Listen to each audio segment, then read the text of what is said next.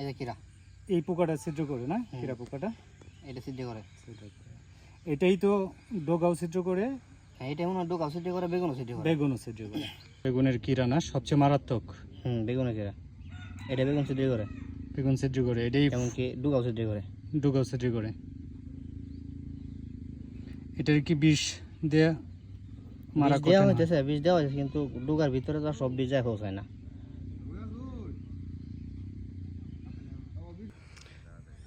ভাই, আপনার বেগুন চাষ করতে কি কি সমস্যা হয়?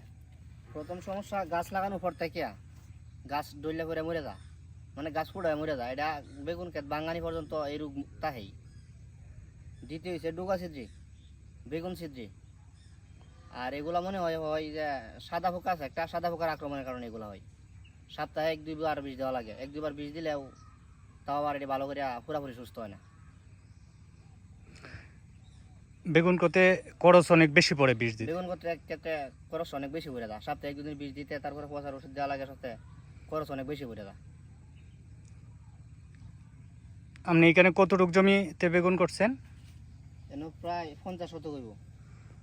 50 শতক, আধা একর, অনেক জমি। কত টাকার বেগুন বিক্রি করছেন? বিক্রি করা হয়েছে মনে হয় 1-1.5 লাখের মতো, 1.5 লাখের মতো। বেগুনের জমি প্রস্তুতের সময় মাটিকে শোধন করে নিতে পারলে ডলেপাড়া রোগের প্রকোপকে অনেকটা কমানো যায়। আর বেগুনের জমি রোপণের সময় অবশ্যই নির্দিষ্ট দূরত্বের সারিতে রোপণ করতে হবে। যথেষ্ট পরিমাণ আলো বাতাস চলাচলের ব্যবস্থা রাখতে হবে। জমিতে যেন বেগুনের পুরাতন পাতা পড়ে না থাকে, সেদিকে খুব দৃষ্টি রাখতে হবে, কারণ পুরাতন পাতা ছিদ্রকারী পোকার আশ্রয়স্থল ও বংশবিস্তারে বেশি কাজ করে। বেগুনের কিরা না সবচেয়ে মারাত্মক। বেগুনের কিরা, এটা এটা পোকা ছিদ্র করে দিয়েছে। কি ডোকা ছিদ্র করে দিচ্ছে না? ডোকা ছিদ্র করে দিয়েছে। এটার ভিতরে যে কিরা আছে, কিরাটা দেখছেন? কিরা পোকা আছে একটা, এর ভিতর কিরা পোকা আছে কিরা না? পোকা আছে একটা।